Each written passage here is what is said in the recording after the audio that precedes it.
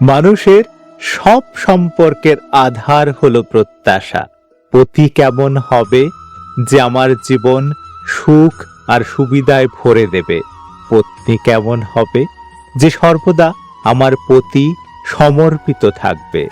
সন্তান কেমন হবে যে আমার সেবা করবে, আমার আদেশ মেনে চলবে? মানুষ প্রেম তাকেই দিতে পারে যে তার প্রত্যাশা পূরণ করতে পারে, আর প্রত্যাশার নিয়তি হচ্ছে ভঙ্গ হওয়া। কিভাবে? কারণ প্রবল ইচ্ছা থাকলেও কোনো মানুষ তার সকল প্রত্যাশা পূর্ণ করতে পারে না, আর তার থেকেই জন্ম নেয় সংঘর্ষ। সকল সম্পর্ক সংঘর্ষে পরিবর্তিত হয়ে যায়। কিন্তু মানুষ যদি প্রত্যাশাকে সম্পর্কের আধার না বানায়, আর স্বীকার করে যে কেবল সম্পর্কই মূল আধার, তবে কি জীবন আপনা থেকেই সুখ আর শান্তিতে ভরে যাবে না? স্বয়ং বিচার করুন।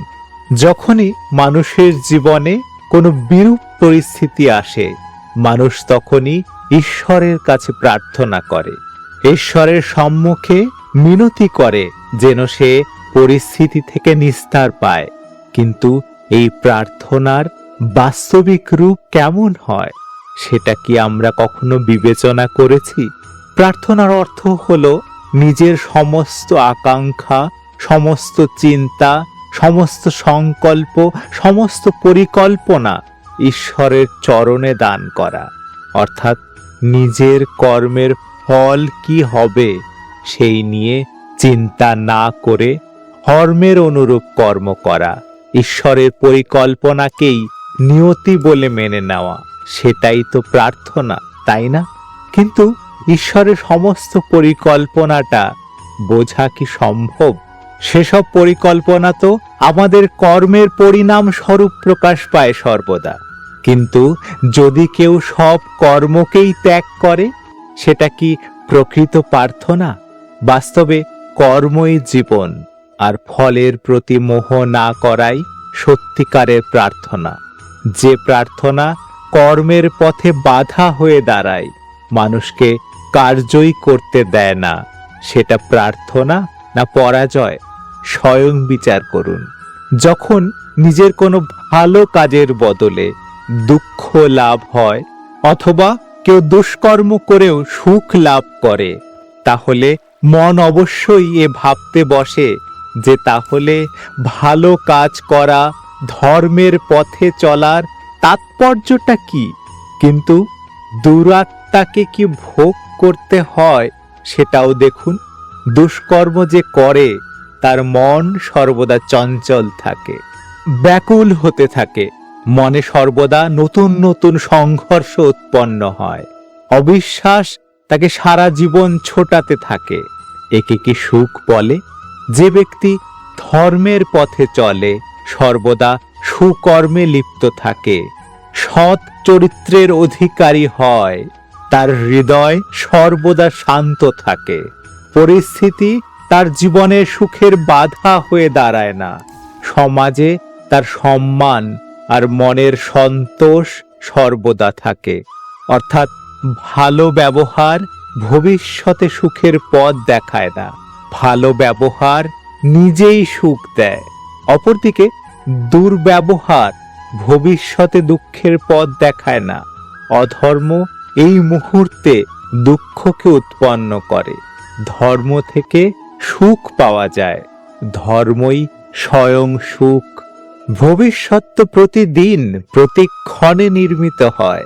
ভবিষ্যৎ যে কিছু নয়, মানুষের আজকের নির্ণয় এবং কর্মের পরিণাম আগামীকালের ভবিষ্যৎ। আপনি যদি আজ কোনো নির্ণয় করেন এবং তা করে সন্তোষ বোধ করেন, তবে বিশ্বাস রাখুন ভবিষ্যতে অবশ্যই তার থেকে সুখ লাভ হবে। যে স্বাদ থেকে মুক্তি পাওয়ার জন্য আহারকেই ত্যাগ করে, বাস্তবে তার মন থেকে স্বাদের লালসা কখনো যায় না। তার দু প্রকারের হানি হয়। প্রথমত, সে দুর্বল হয়ে পড়ে, যার কারণে পরমাত্মাকে প্রাপ্ত করার জন্য যে প্রচেষ্টা তা সক্ষম হয় না। আর দ্বিতীয়ত, তার মন সর্বদা স্বাদ গ্রহণের লালসায় পূর্ণ থাকে। এই হেতু আহার ত্যাগের চাইতে উত্তম কার্য স্বাদ গ্রহণের লালসাকেই ত্যাগ করে ফেলা। কর্মযোগী নিজের মনের সমস্ত লালসাকে নিষ্কাশন করে জীবনের কর্তব্য করে। কার্য অবশ্যই করে, কিন্তু সেই কার্যে আবদ্ধ হয় না। অর্থাৎ যে ব্যক্তি নিজের কার্য থেকে আশা বা আকাঙ্ক্ষা রাখে না, তারই কার্য পূর্ণ হয়। ভয় কি? মানুষের জীবনের ভয়ের বশত করে সর্বদাই, কিন্তু সম্পত্তি নাশের ভয়, কখনো অপমানের ভয়, কখনো আপনজনের সাথে বিচ্ছেদের ভয়। এ কারণেই ভয়ের অস্তিত্ব সবার একই রকম মনে হয়। কখনো কি বিবেচনা করেছেন যে কোন পরিস্থিতি ভয়ের জন্ম দেয়? তার থেকে বাস্তবে দুঃখ তৈরি হয় কি? না, এমন কোনো নিয়ম নেই। আর সবার অভিজ্ঞতা তো এই বলে, ভয় ধারণ করলেই ভবিষ্যতের দুঃখের নিবারণ হয়। ভয় কেবল আগামী দুঃখের কল্পনা মাত্র, বাস্তবের সাথে এর কোনো সম্পর্ক নেই। ভয় আর কিছুই নয়, কেবল কল্পনা।